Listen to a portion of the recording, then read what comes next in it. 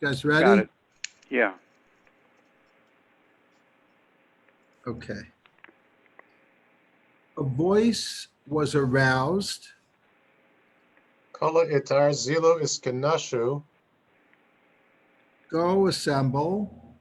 Ha'ahaliyav ka'im al kiyume. For Oholiav stands at his post. V'chal inon katedrain kame. With all the thrones for him. You want to read the note, Zev? Note 28. Yeah. Page 62.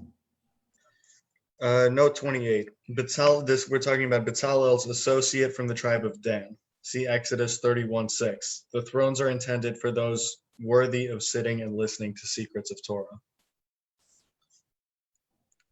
Okay, great. Okay. L'sha'ata parchu kulhu. At that moment, all of them flew away, V'lochamu midi. and the companions saw nothing. They were Ishta'ar. left alone beneath the tree of the garden. Chamu pischa achra alu taman. And I just wanted to mention that some of the imagery here is not just reminiscent of the Ma'aseh Merkava, the Hechalot literature, but also the Bahir has certain things about a great tree, a great mountain, that some of the imagery also is very similar to that. They saw another opening and they entered there. Chamu hechlachada. They saw a palace. Alu v'yasibu taman. They entered and they sat down. Shrein uleimun habataman. Two youths were there. Zakfu einen v'chamu chad mashkena merukma b'chol zinei tziyur nugevanim da'alma. Raising their eyes, they saw a dwelling embroidered with all kinds of design in all colors of the world. Ba'ale praise prisa den hora menatzitza. And above it was spread a cover of sparkling light, Delo yachlin einen leistakla. upon which the eyes were unable to gaze. Mitaman ulahala lochamu klum. To a distance of 2 miles, they Go could see within that dwelling until atar fruchta prisa de lochamu. until the places were spread. From there, they could not see nothing. Just before we read the note, maybe I didn't review this carefully, and maybe I glanced at the notes. I don't remember what this note says, but right now in the Daf Yomi, we're learning Gemara Shabbos, and one of the things that it teaches us in Gemara Shabbos is that we base what we call a malacha, which is seen to be a creative act as defined by the Talmud, by the halacha, on 2 principles that are really the same, which is what was done in the work of the Mishkan to create the tabernacle, to build the tabernacle, and the things that essentially were the component parts of it and had something to do with it in some way.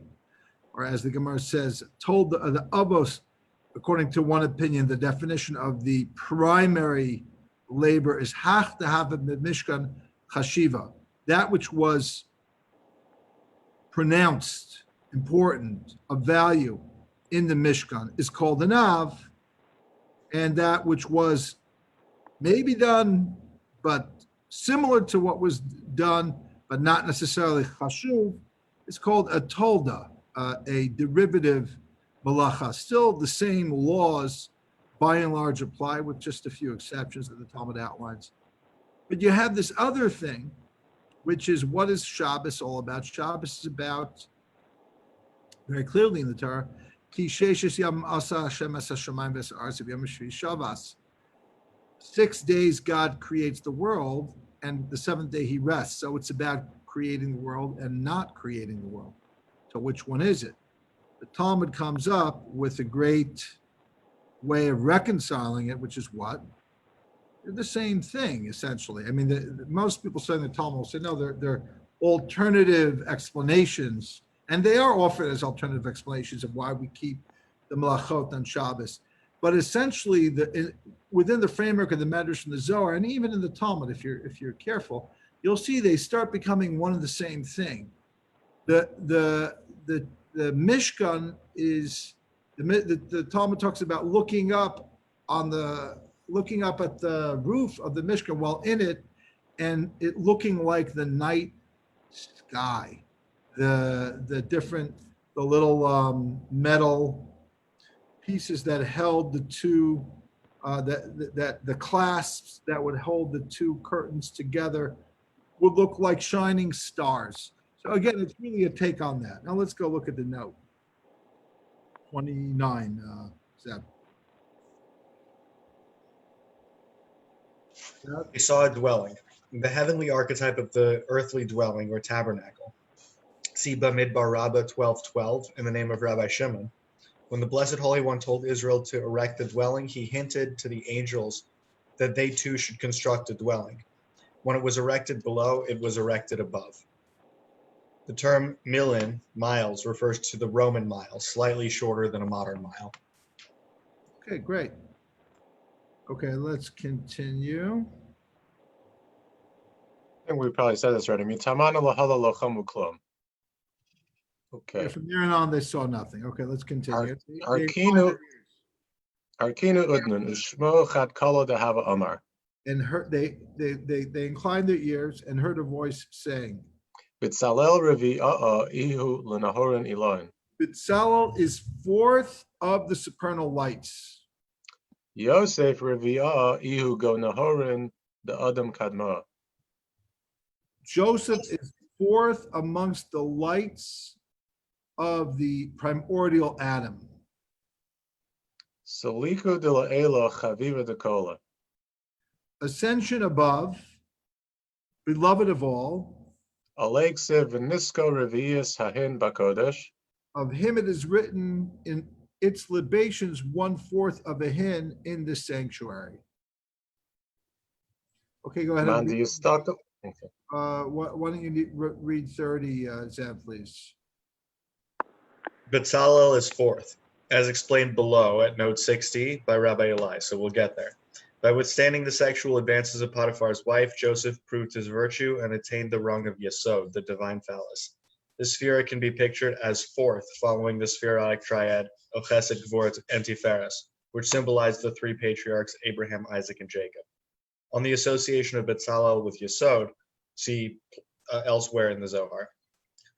The phrase beloved of all recalls Genesis 37:3. Israel loved Joseph more than all his sons, for he was to him a child of old age. The full verse in Numbers describing the daily ascent offering reads, its libation, 1/4 of a hin for each lamb in the sanctuary to pour out as a libation of strong drink to Hashem. The liquid measure hin equals approximately 3.5 liters. On the Sephirotic association of 1/4 of a hin, see elsewhere in the Zohar.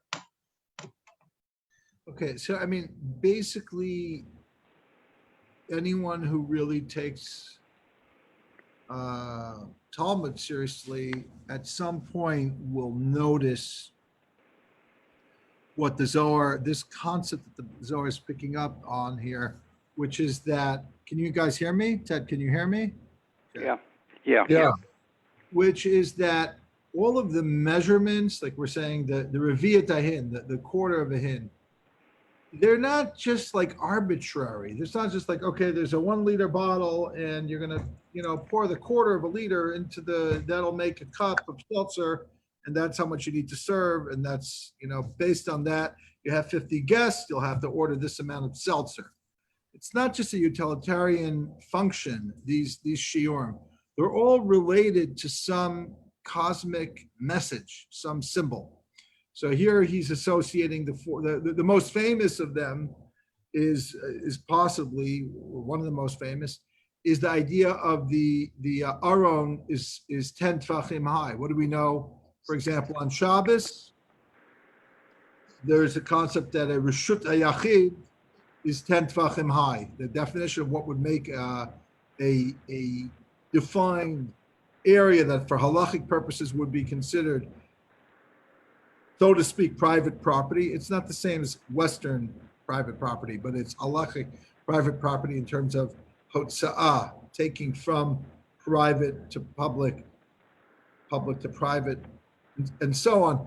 Again, one of the rabbis suggested it's based on the 10 tfachim of the Aron HaBrit, of the covenant, right? And the same thing, there's 10, another 10 from the bottom of the kapara to the top of the wingspan of the kapara.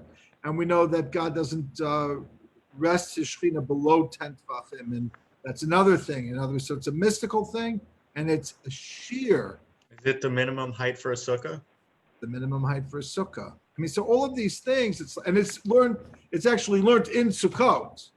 That, I mean, the Gemara also puts forward another alternative reason, which is halacha l'Moshe Sinai. But this reason is one of the reasons that's forwarded in the Talmud. So again, you gotta be, it's almost like, see, so many people learn with the prejudice, like they're learning, they don't notice. It's like they notice it and then they like ignore it, like, but it's like so much in the Zohar is already a honest Talmudic scholar will see so many parallels between the Zohar and the Talmud that this kind of dichotomy that you have between the Talmud and the Zohar, and certainly there are a lot of differences. I'm not going to make believe it's the same. It's like an interlocked book that seamlessly is integrated. You can integrate it if you want, but there is so much there that they have in common. If not, they're not this. Having common doesn't mean they're identical, but there's so much in common that, when you start hearing people say like the Zohar and the Talmud have nothing to do with one another, and you don't have to study the Talmud if you study the Zohar. You don't have to study the Zohar if you study the Talmud. I mean, technically, maybe you don't have to. It's a free country. You can do whatever you want. But there's way too much there to really ignore. Okay, so that's like kind of just one of my pet peeves. You keep like a broken record, saying it again and again until like people, not just me, start noticing these patterns. And I say this not as like an integrator, because there's a lot of people who always like to integrate anything and everything. It doesn't matter. They could be reading like a comic book and then they'll somehow, like maybe if it was David, he would get the gematrias of the comics. No, I'm just kidding, David. You wouldn't do that. But the point is, some people like David, they're brilliant, so they're able to integrate anything. I'm not brilliant. I can't integrate anything. I concur with that. What's that? Never mind. David could integrate anything because he's good with numbers. I'm not a number guy. I can't do that. So I'm more simple, straightforward. But when I see these things, it's like so obvious. Again, just two examples I just gave. One is the kind of talk about in Gemara Shabbos that correlates the Mishkan to Shabbos, as well as the creation of the universe of Shabbos, and the Mishkan to seeing all of creation in the Mishkan. That's a Gemara. There's Gemaras that are patterned after the Zohar and vice versa. And Bezalel knew how to create worlds, I think it says. So this is not just Zohar. So it's a very integrated thing. This weirdly enough, this section is an integrated section. Okay, so we've got the fourth of the hint. It's not even connected, but I have to say it. So the Gemara says that wine makes man happy and God. The question is, Gemara and Brachos. The question is, okay, great. We know that men and even women become happy with wine, but God, how does he become happy? He doesn't drink. It's not shy to talk about. The answer is when there's a mincha and a nesachim, when there's an offering that also includes mincha and the nesachim, the libations, the wine libations. That's what we're talking about. That's the joy, so to speak. And what the Gemara actually goes on to say something very beautiful. What is it that we need to do then? Kodesh Elul Hashem. We need to sing. We need the Levium to say Shir. This is in honor of, what do they call him? Zay the Karach, Zev? You know that line? Did you hear that line? That's by a certain family, a certain Hasidic family, sons of a great Rebbe, would call Karach Zay the Karach. I didn't know that. That's pretty cool. Yeah, it's a cool thing. So Karach, this is the parsha we just learned about Karach, and actually one of the 10. There are 10 sukkim that the Gemara, and I think it's, I don't remember which Gemara. There's 10 rayas, 10 proof that the Levium had an obligation to sing Shir in the Mikdash. So one of them is in this week. At least one is in this week's parsha. Proofs are in so pashut. They're not. If a college professor will not recognize these proofs as proofs.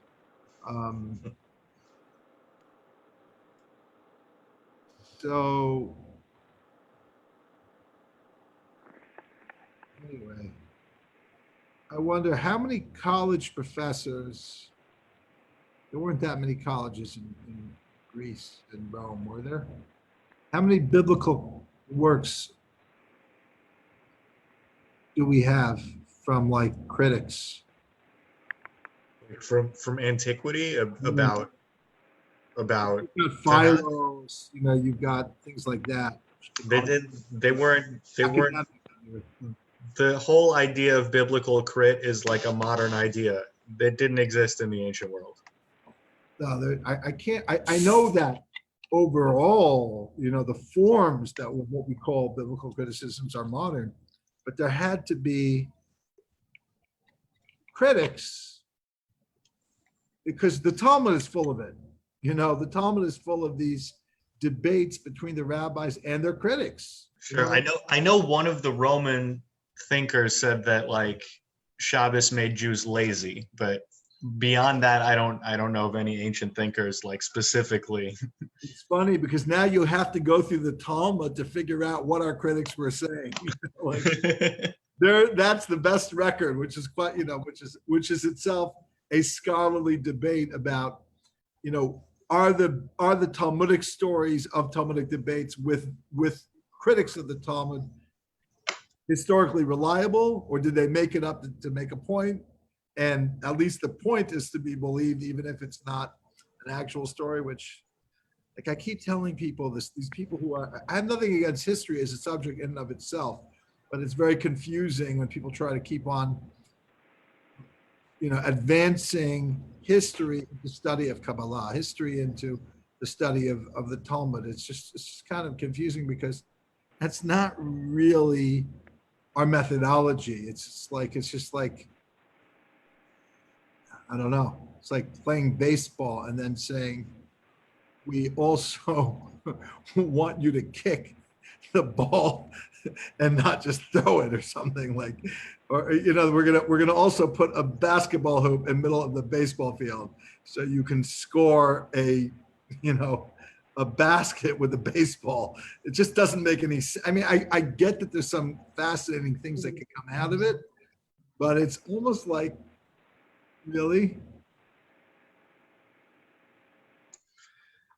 It's like it's a different kind of truth entirely that is being achieved through one study and the other. I mean, they don't pertain to the same field of thought. Like if you want to talk about, through the lens of historical development, the Kabbalah versus like actually discussing the Kabbalah, you're talking about two essentially separate subjects. Yeah, I mean, they touch upon one another because there might be a historical development of ideas and something like that, and they have a lot in common. They're talking about the same thing, but they're so different. I mean, it's also part of West. Now that everyone's like knocking white supremacy, I'm going to do my own anti-white supremacy. All of the modern kind of things is an insult to indigenous people. Western thinkers, they come in and they basically not only destroy the cultures of the places. I don't know why I'm doing this. Yeah, stop me. I'm becoming the radical now. I like what you're saying. Go on. it's a conceit that they think because of science that they have the right to basically correct the cultures and mindsets of the indigenous people that they encounter in the Americas, in the Australian Aborigines, in all of these places. I don't want to call them Christian because that's not Christian per se. It's this Western kind of there's these Eastern and Western European colonizers just decided that they know what's best, and they're just gonna like destroy all the cultures of all of these pre-existing things. Now we understand there are the Mayans, very sophisticated, but also, animal sacrifices. Everyone understands that, like, oh, we don't want animal sacrifices, but there are plenty of people who weren't doing animal sacrifices. And that attitude has infected even the so-called critical study of Bible, the historical approach to understanding Judaism. It's a conceited way of moving into somebody else's territory and essentially destroying it. And I put David into a soft, gentle coma. No, God forbid. I put him out there now. Wake up, David. I don't want to. Anyway, my polemic is over now. Why is it that simple? Because why is it okay, or why does everyone accept that if you invent a new semiconductor or a better chip or a better user interface or a better way of connecting socially or of taking photos, why is that okay, doing away with the old and replacing it with the new, versus some of the things that we're talking about? So you have to get more deep into it and sort of start talking about, well, that's different because that's how you do certain things or how you can affect certain outcomes. And what you're talking about maybe is more about what a person should be thinking or what a person should be doing, not necessarily how they should be going about getting their thinking affected or done, right? So it's like there's a lot of innovation that we totally accept as, absolute. Medicine doesn't. We say, oh, you're an anachronism, right? At a certain point, maybe in time, we come back the other way up this speedometer, and maybe Eastern medicine starts becoming more relevant, even though that's old traditional medicine. But in many respects and in many contexts, we say no, that the old actually was old and maybe even parochial, and the way a company or individual thought or did things was. Anyway, I'm done with my polemic. No, I mean, you have a valid point, and often the easy answer to that is, oh, there's a difference between technology and culture, or technology and other forms of wisdom that are not technological per se. There may be an interface between science, philosophy, and religion. Even religion may evolve once we have a different understanding of the scientific world, but they don't have to necessarily be one and the same thing. And who's really good at doing that? Who's made a cold peace or a war that's no longer being like actively fought is the Western world between science and religion. They had that fight. They put, the church and the Inquisition did that. They won and then they lost that battle. They tried it, but they couldn't contain it. And now there's a cold peace. So we see that the West itself had to make some accommodations for faith, because the very West that had a certain faith, the Christian faith by and large, and at the same time, and often wed the two, had to undergo their own internal struggle and come up with what they came up with. The bottom line in all this is I don't really mean everything I just said. I understand that we're living in the 21st century, and there's certain things that we just can't go back of. And there's certain commonalities in our culture that are by and large positive. And like what Ben is saying, like if we're going to use the new level of communication networks, who are we to then deny science overall and to deny other things that the stories of how to understand the universe that science tells us offers? And the answer is that, I mean, the Torah is basically faith that can be questioned from day one. There wasn't a day that lasted pretty much without people questioning the Torah. From the time of the giving of the 10 Commandments, 40 days later, we worship the golden calf. Look at the Bible. They saw what happened. They saw the miracle. So they challenged, they questioned.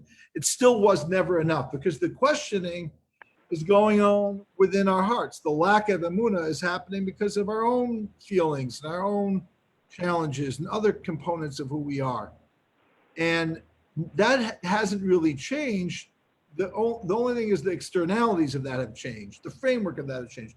Now you could say, well, where's the historical evidence of the Exodus from Egypt? We should know that is a historical fact. There shouldn't be an argument about it. It should be clear. There shouldn't be different archaeologists arguing about where King David was or not. And there's a great article in the New Yorker about King David, archaeology about King David. But again, all I am really suggesting that is real is that forcing Yiddishkeit into a Western framework, while I think that if we're not willing to entertain some of the questions, we'll lose a lot of people. We already lost a lot of people who feel like they're modern, they're open-minded, they want to believe in many things that so to speak, science and history proves. So we have to be able to answer that. We have to be able to live in that world.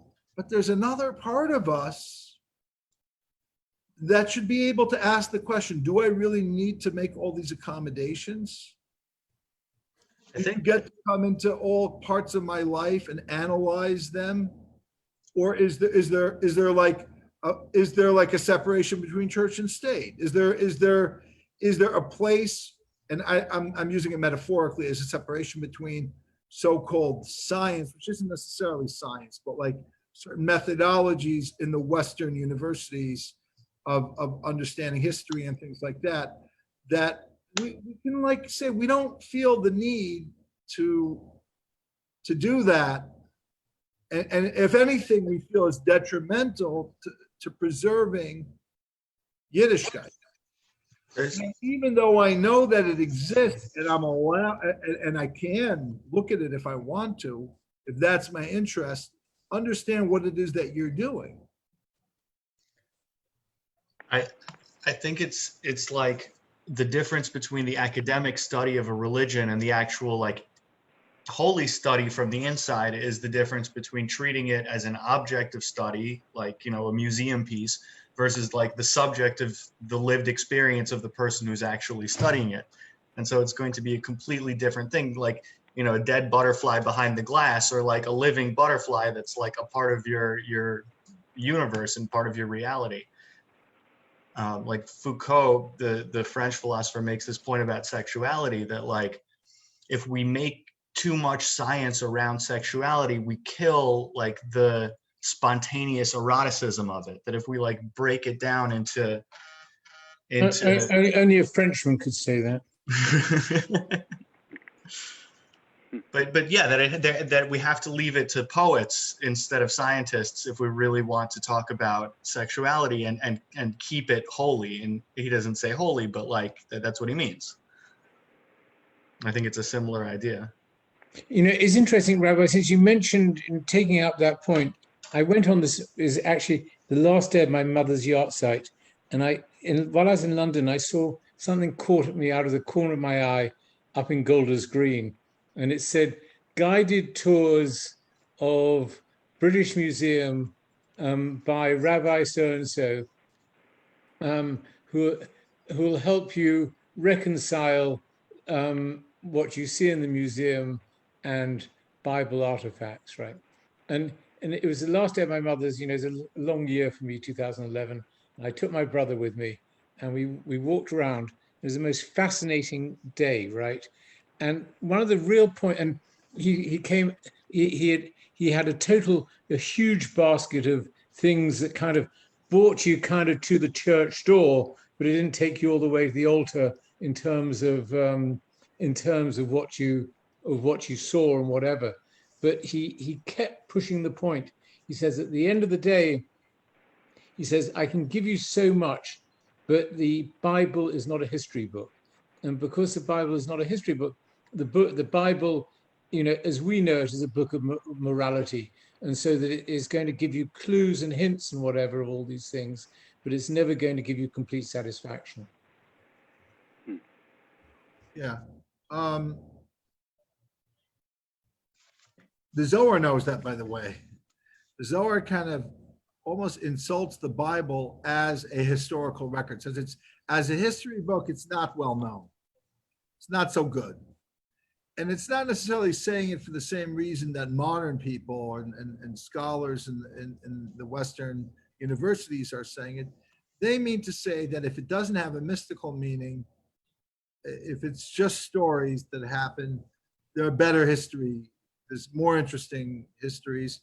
And there's even more interesting moral kind of codes that were written by philosophers and kings and whatnot. But I think the problem is that we have passed into the way past the so-called time of enlightenment historically, and we're moving so quickly. We are moving so quickly. People don't even the uncertainty of where we're heading is part of the reason why there's such a upheaval in society. Like I have a friend who said, "You think China is behind this? It's probably artificial intelligence that's behind this. What's going on in the world right now?"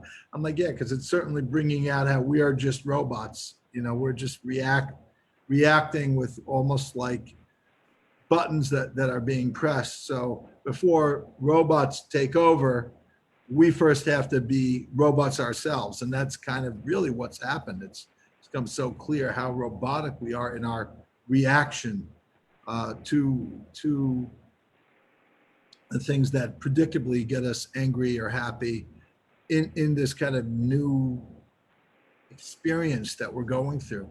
And but on the other hand, young people who study science, who find the appeal of, wow, this is a system that I could actually fix things with and understand and test and research. And then they come across the kind of Torah, they sometimes hit a wall where they think like one is true, one is not true. And they're really looking at it and comparing it. And it's like saying, it's like trying to play baseball with a basketball, with a basketball hoop in the middle of the baseball diamond. It's just not a fair comparison. But they're kids, they're 12, 13, 14, 15. I have brilliant relatives who are like becoming, way out scientists, and they grew up in the Chabad community, but they have this problem. They have this clash where it's almost like, well, which one is it? It's one or the other. And it's like, and I've been saying this whole thing like, well, leave that alone, but they're not. They're embracing that. And that's becoming a problem. And then there is a way of reconciling it, and guess where it is? It's right here. It's in the Kabbalah, whether it's the age of the universe or things like that. When you study that stuff, we don't understand the story of creation quite as literally. We have a mystical understanding that actually allows for the world to be billions of years old, according to the Torah, actually. So that's a whole nother story. Anyway, I've gone way off the base here. Whoever gazes and sees, his eyes will be blinded. Ouch. Whoever does not gaze and see is open. This is talking about the secrets of the Torah, that if you look, you get blinded. And this is also parallel to the Gemara in Chagiga. That we all know the famous story in Chagiga, or is it about the four that entered into the Pardes? But it's also really about not looking at certain things in Torah. Well, it's because Ben Azai gazed and died. Yeah. The tree of 18. Go ahead. Lane the Samne Srei, Kat Kafif Yiskov Biyiskiyim. When it bends, it will stand erect and rise. Ilo Kafif Chivya Bisha Achile. If it does not bend, the evil serpent consumes it. Man the all So in train. other words, it's like those who stand strong will be broken. In other words, because they don't have humility. These are again like riddles spoken in riddles. Whoever enters two keruvim within, his will will be fulfilled. Man de Ma'ayin Rachik Miruse. Whoever speculates is far from his wish. Karbana de Ravia Shlimla Iskabla. Offering of a child is perfectly received. Note 31. Whoever gazes and sees, whoever peers too deeply into the secret realms. See Chagiga 16a in the name of Rabbi Yehuda, son of Rabbi Nachmani. Whoever gazes at three things, his eyes become dim. At the rainbow, at the Nasi, and at the priests when they're blessing the people. All these three are associated with the Shekhinah, with the divine presence. The rainbow is compared to the glory of Hashem in Ezekiel 1:28. The Nasi, the head of the Sanhedrin, was seen as endowed with divine authority or splendor. And when the priests blessed the people in the temple, reciting the name Hashem, Havaya, Shekhinah rested upon them. Compared to Mishnah Chagiga, where it says, whoever contemplates or gazes upon four things, better for him if he had not come into the world. What is above, what is below, what is before, and what will be after. Rabbi Eli eventually explains most of these cryptic statements below. And I actually flipped ahead to see how he explained it. And just like one point, it says that the tree of 18 is the spine. So when it talks about it bending, that's like a callback to how those who bend at Modim are the ones who will have a place in the world that's coming. Correct. The spine, though, it doesn't add a line. Also, the spine, though, is the vav, which aligns to the six impatient ones, the Zeh Anpin. Yeah, because it's like a vav. Yeah, correct. So it brings down from the mochin to the yisod to the malchut, so to speak. But it is also a tree of 18, right? So we know that there's the 4 times we bow during the Amidah, and most notably of all of them is Modim, and Modim is considered like the most important thing.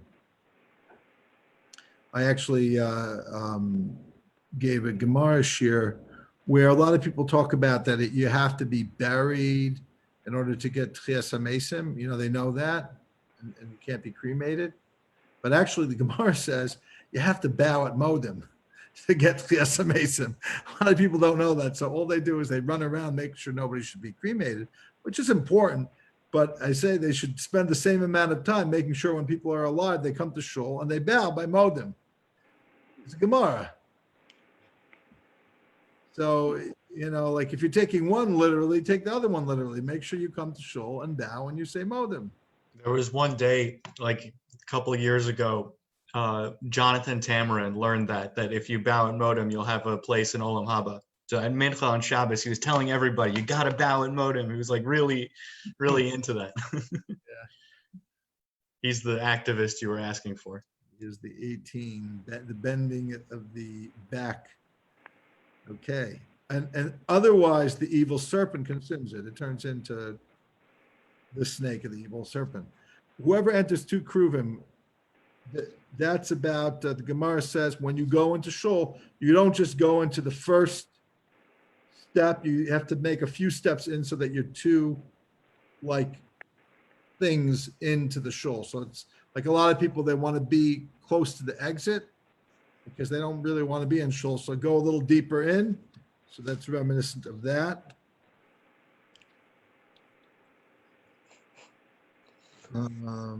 Offering of a child is perfectly received. Okay. Let's continue. Hasakahu kala The voice ceased. amru inun shrein ulayman. Those two youths said, do you possess a sign, an insignia? Simana ispigavaicha amru hin.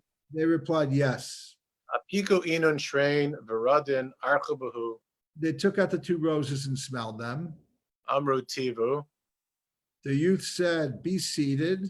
Adatishmun shrein milan Hear virazin the two matters of ancient mysteries. from the Gomare message Mesivta.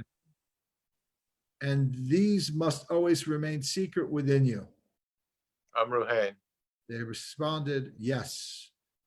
Okay, let's go a little more, and then we'll read the two notes, 33 and 34 together. Amru Rabbi Rabbi Shimon said, Kol hani milan v'chol madachamu kasvu. all these matters and all that they saw, they wrote down. The kadmatu hacha havaksiv. And when they reached here, it was written, Eshmera derachai mechato Yes. v'lo. let me guard my ways from sinning with my tongue. V'ana she'ilna la'avi abba.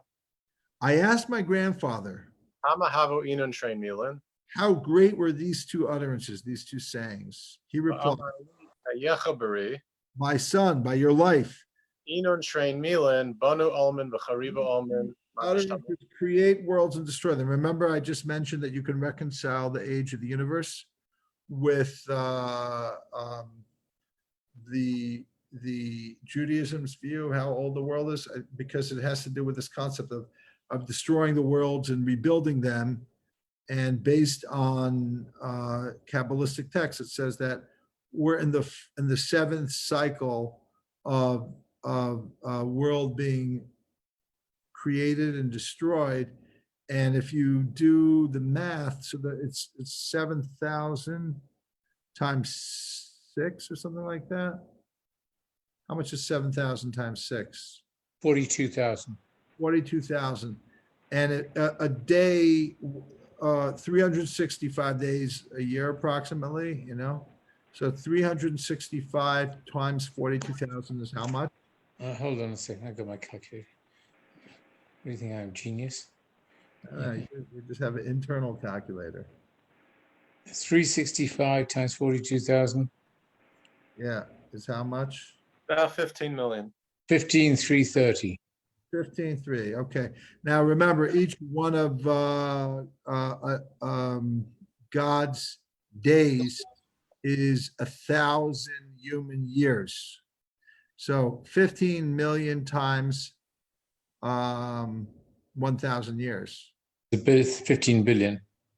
Yeah. So that's the way the Kabbalah, some Kabbalistic works have that understanding of how old the world might be. Aryeh Kaplan has a really good book on this called something like The Age of the Universe. Kabbalah. It's only 2 billion years off. It's not bad. What? It's only about 2 billion years off. It's not bad. Yeah, it's Yeah, pretty, the other person who does a good, fairly credible job is what's the name of the travel writer who did The Walk in the Woods? Bill Bill Bryson. Bill Bryson.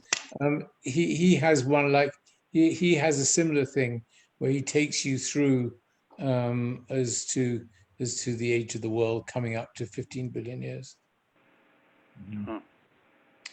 And it's one of these shrinking things of the 7 days of the week, and each day kind of halves itself. So you go half of 15 is, so the next day you come to 7.5, and then you go to 3.25 billion, and so on and so forth. Mhm.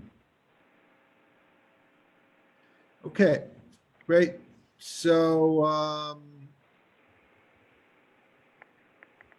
once they heard these two utterances, the youth said, go out, go out. Go ahead, Ben. Kevin Neshamu Ilan Trey Milan Amro Inan Yanuke Puku Puku Laislahu Rashusa You are Yatalamin not permitted to hear anymore. Apechad Minayo Took out an apple and gave it to them. Amar Archu Bida Archu Be Benafku Smell this. They smelled it and emerged. Makal Dechamu Lo Anshu Klum Nafku. All they had seen, they didn't forget. They forgot nothing. Okay, go ahead and read note 33 and 34, Zev. 33. Rabbi Shimon said, this comment describes what happened after the companions left the Garden of Eden and returned to this world. As they were about to record the two mysteries that they were told to keep secret, they found written the verse from the Psalms. The clause, I asked my grandfather, renders V'ana she'elna la'avi abba, which can also be constructed as I asked my father.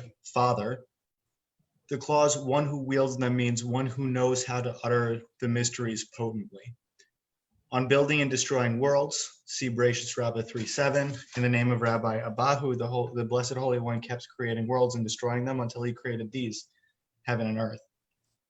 Then he declared, they please me, those do not. The full verse in Psalm reads, I said, let me guard my ways from sinning with my tongue. Let me keep a muzzle on my mouth as long as a wicked person is before me. Wow. Okay. 34. They smelled it and emerged. By inhaling the aroma of the apple, the companions are able to emerge safely without forgetting anything. It's amazing. Yeah, between the rose and the apple.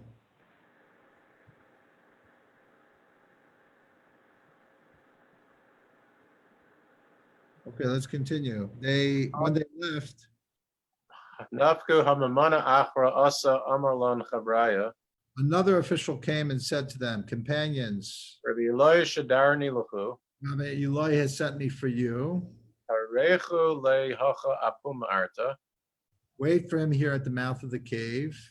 Yese Vyoda Luchu Milan Elon Delo Yadatan. He'll come and let you know the things that you don't know. Di'ihu Taba Migo Mesivta. He has asked from the academy, Yehele Rishula Gala Luchu Milan. might be given permission to tell you to reveal these things to you. Nafku Bahadeva Richu Apum Arta. He went out with him and waited at the mouth of the cave, Hava Mahadra Mile Delada. going over with one another what they and learned there. Go on. Meanwhile, Adahachi Harebilai Asa. Eloi arrived, Nahir Kishimsha. shining like the sun. Amalei Araisa Chadata Shmata. They said to him, have you heard new Torah? Amarlon Vadai. He responded, yes, for sure. Yohavu Lila Memar Lachumile. I have been given permission to tell you. Ischabra Kachada Puma Arta Vyosfu. They joined as one in the mouth of the cave and sat down. Amarlon Zakoanatun. He said, praise and happy are you. Achme Lachum Marechan Kagavna the Almada Ase. For your Lord has shown you the likeness of the world that is coming. Hales Lachu Dechilu Ve'emtanu. You have no fear and no trepidation. Amru Vadai Ha Isnashem Minan Archa Divnei Nasha. He responded, for sure, the way of mortals has been obliterated from our memory. Usavahu Ihu Al Kama de Chamenan Bahaitura. And everything we've seen in this mountain is astounding. Amarlon Chamiton Ilain Turaya. He said to them, do you see these mountains? Kulu Rashe Mesifte La'amada de All of these heads of mountains are heads of different yeshivas, of different academies. Zachu Hashta, Madalo Zachu Kadhava Batayim. And they now have attained what was never attained when they were alive. Ilain Reshe Mesifte. Kulu Beresh Yarche V'Shabate Moadaya. On special occasions like Rosh Chodesh, Shabbos, Yom Tov, holidays, the heads of these academies, three heads of the academies, Miskanshe Lagabi gather at the mountain of Aaron the Cohen, the priest, Umisare legabe. and are stimulated by him, Va'alin go Mesivta delay. entering into his academy, Rachan tamon. where they are renewed Bidachyu detala kadisha denachas al reshe. purity of the holy dew descending upon his head, Umishach revu denagid ole. and of the anointing oil flowing upon him. V'ime mischachan kulu b'chidushin derechima demalka kadisha. With him, they are all renewed with loving rejuvenations of the Holy King. Ad ikre hacha Mesivta derechimusa. So this is called the Yeshiva of Love. And maybe House of Love and Prayer got a little bit of its name from the Mesivta Derech Musa, the Academy of Yeshiva of Love. Okay, good stuff here. 36, 30, 35, 36, and 37. Can you just explain what the mountain means? The mountain is another kind of configuration for Gan Eden, that it's different mountains. But mountain means a great height. And there's this concept that in Gan Eden, there's different levels. Like we would say now, like, what floor are you in your apartment building? You're the first floor, you're the 15th floor, so to speak. But here it's not just height physically, it's nothing to do with physical height. It's about madregot, levels of greatness, of exaltedness, so to speak, higher or closer to the Rimon Shalom. So that would be a mountain. And here he's equating each mountain with a yeshiva, with the Mesivta. It's a motif in Buddhist discourse to call the mountains the old Buddhas. It's like the same idea, like they're the lofty old ones we look up to. Yeah, we have even a biblical verse that says that, like,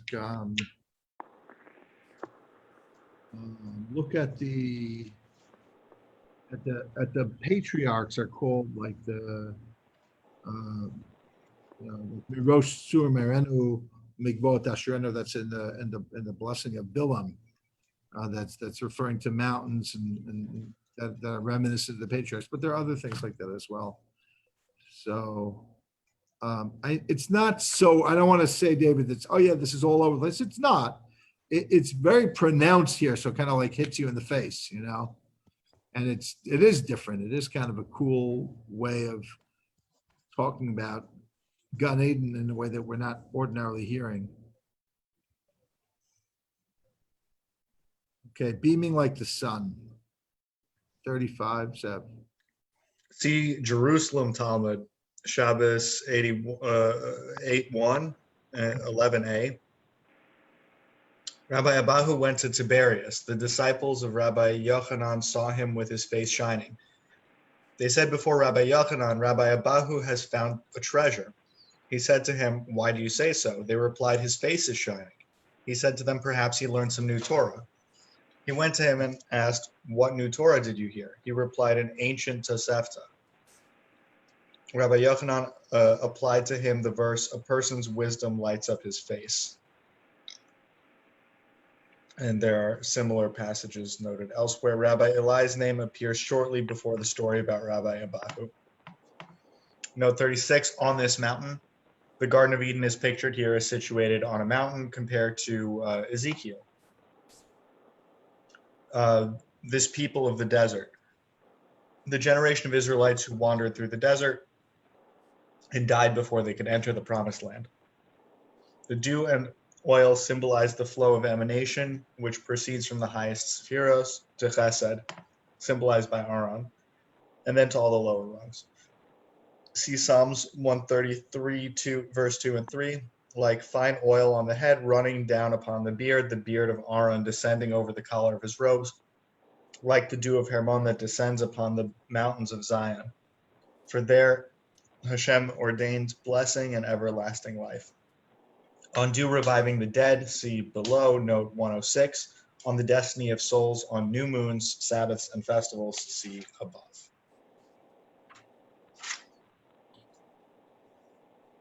Okay, let's continue. Last two lines of 65. Aaron proceeds with the entire academy.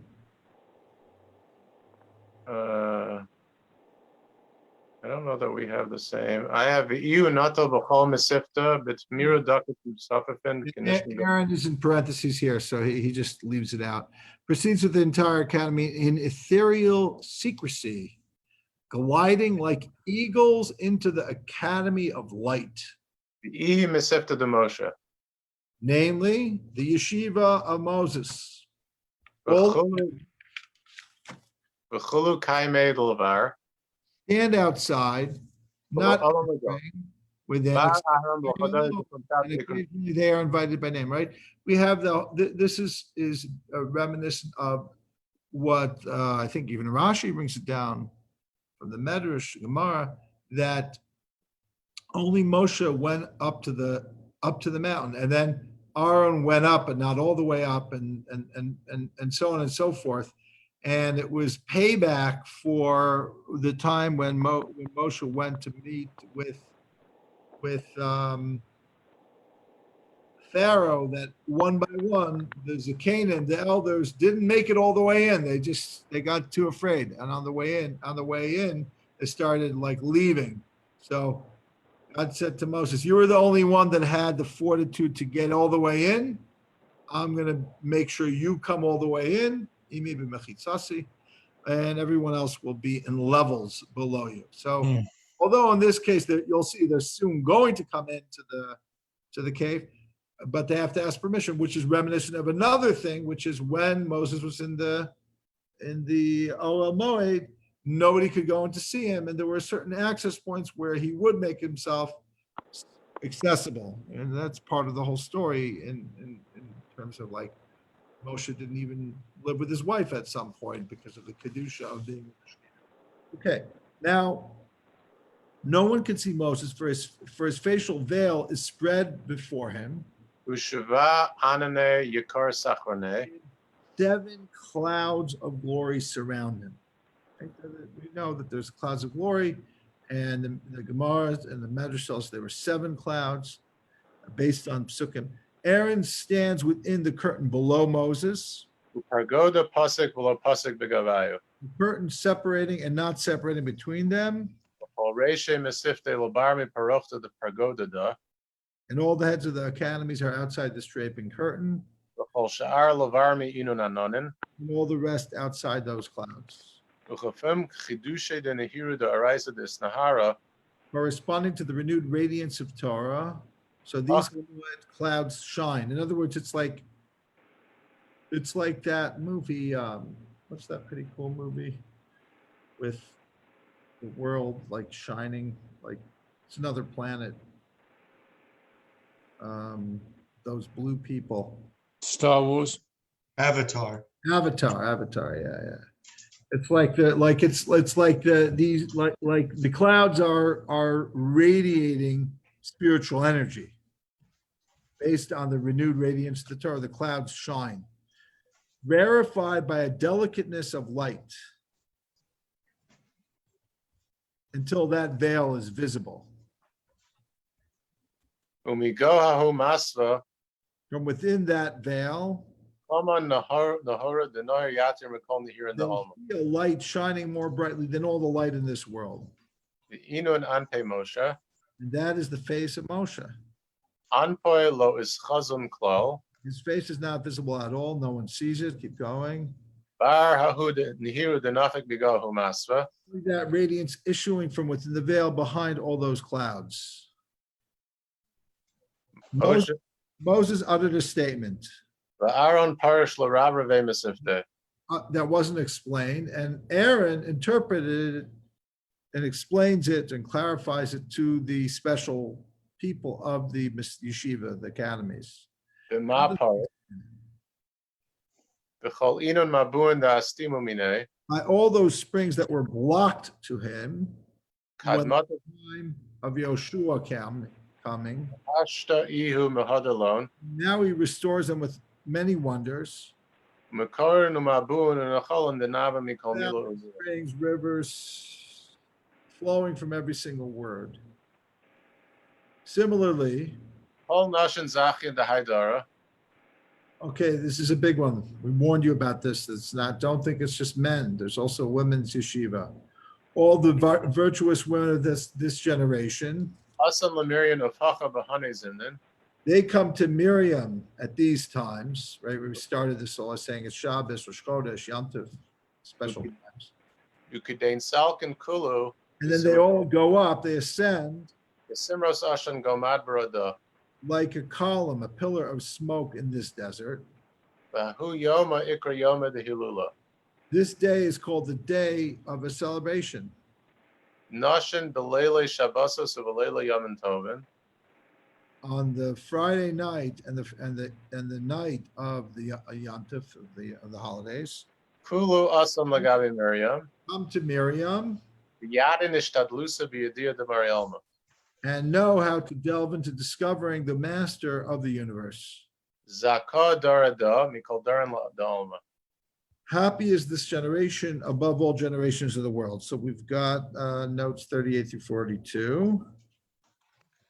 After I read these notes, I'm gonna have to probably get ready for Marith, but Okay. of course, read them first.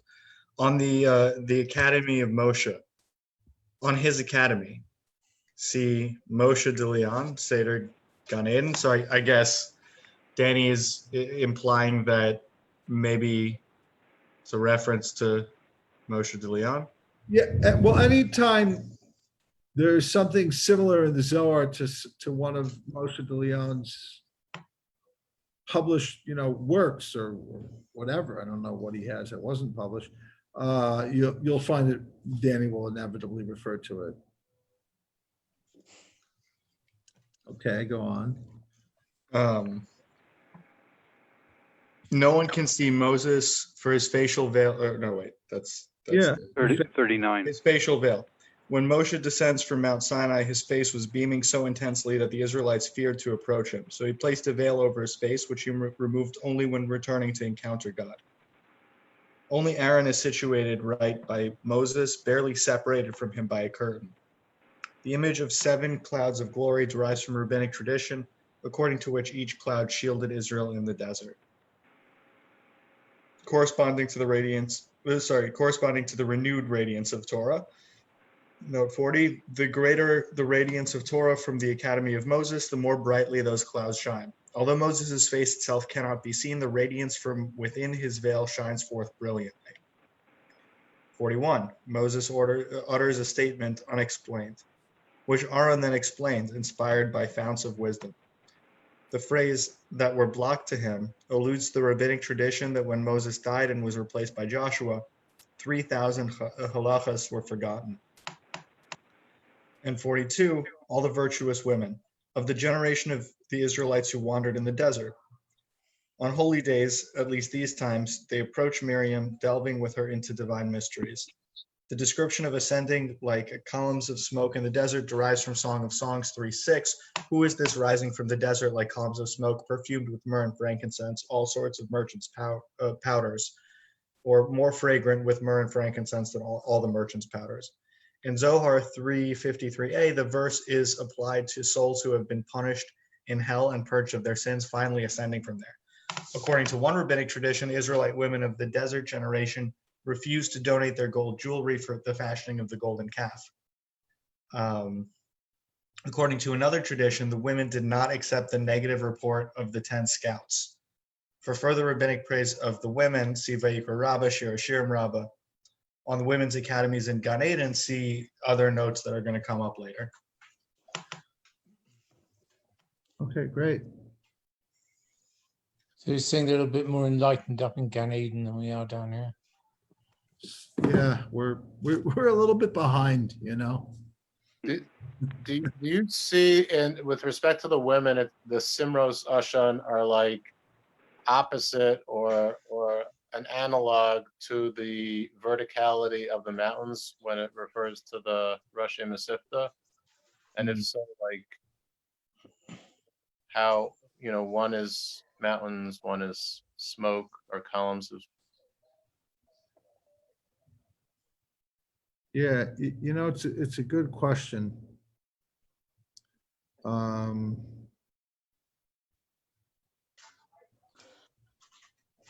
I don't know. I have to look into that. I don't really know. The other interesting like distinction is there it's the Russian Mesivta, and here it sounds like it's an entire either all women or that generation of women, and it's sort of more pervasive and universal versus special men. Like all the women were special, but on the other hand, they were It's a good they're point. vertical. It's a good point. Ben's raising a good point. It seems that the men had to be, worthy. They had to be special, and the women. It's just all the women. I'm not sure whether that's really literally the case that the men, don't get in unless they're. Let's see. I don't know if let me see where he says all the men, if there's an equivalent of that. Now they're all the mountains are all heads of the academies. And it says the heads of the academies gather at these times. You're right. But maybe it's like a Litvisha thing. Everyone can go though, like everyone's the head of an academy, I was like, everyone's a rabbi. I happen to have been thinking about this as we were like studying. So like, yeah, everyone has their. Everyone is the top. Everyone's a chief, Yeah, it's like it doesn't maybe it doesn't matter if women are rabbis because the men who are rabbis, many of them are not rabbis too. So what's the whole thing is? It's like like I think what Moshe once said about converts, because people who are religious don't do certain things. So when you see a convert who doesn't, it may not actually ruin their conversion because they're being frum. I'm not doing. Yeah. Okay. Yeah, I mean, how far do we go with something like this? Like, it's a good question. Like, do you use this as to say, like, we really should have more women's yeshivas? Do you go or further or not or less? I mean, you have to understand that like the base Yaakov movement was like a big deal, and it only really happened because we know a little bit of the history of it because we had a speaker who's one of the world's experts on the history of the base Yaakov movement, and Sarah Schneier, who came to speak at the Shul about it. It was fascinating, but basically, Who was that? Who was that? It's Rabbi Fun's sister-in-law, and Yeah. I'm having a seat. It's Naomi Seidman. Naomi Seidman. She gave a great talk. She's written a book on it. Go out and get the book. But one of the things she said is that what happened in I don't know what years, this was just over 100 years ago, is that the Hasidic Rebbes were going crazy that their young men, their Hasidim, couldn't find a bride because the girls were becoming secular because they were matriculating whatever secular education they were getting. They weren't interested in Yiddishkeit. So it was the frumest Rebbes that was like, we need a women's yeshiva or whatever. They didn't call it a yeshiva. We need to do something so that our bachim have girls to marry. And that was like a big impetus on the creation of the Beis Yaakov movement. So, but the Zohar, not so much, meaning like, and let's face it, the opposition to women's learning is based on the Talmud. The Talmud is debate about whether women it's a good idea or a bad idea for them to learn things like the Talmud. And I think for much of history, it was something that it wasn't an institutionalized thing for women to learn. There were individual rabbis who wanted the daughters to learn. There's some contradictory, as I mentioned, there was already debate in the Talmud. There were some contradictory elements that say that Torah of a woman is beneficial, meaning even if she's not obligated, even if on some level it's the Gemara calls it tiflus, there's still some qualities of learning that would benefit a woman. And by the way, tiflus, which means. Sorry to cut in. I'm just signing out, but thanks everyone. Thanks, Sir. Tiflis really means that somebody could be manipulative with the Talmud or whatever it is, but men do that all the time. Men are always using Talmud as tiflus. They're not all like, because I learned some Gemara that makes me a tzaddik. No, on the contrary, maybe it makes me a better lawyer. I don't mean this as in a good way. Meaning maybe it makes me somebody who's always finding kind of legalese to like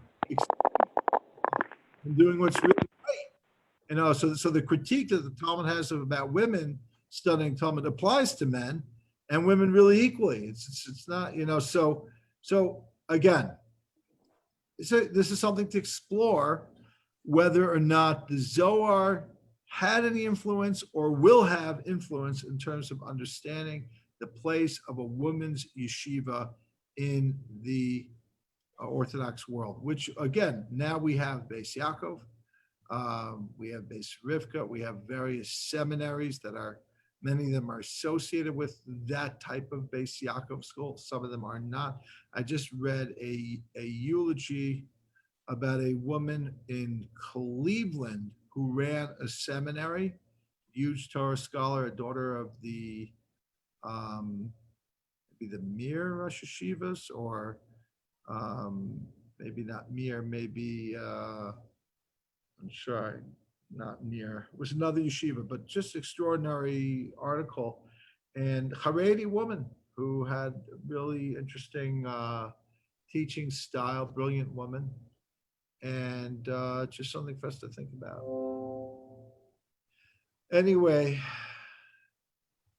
I'm going to wind things down. We have Marv here in a couple of minutes.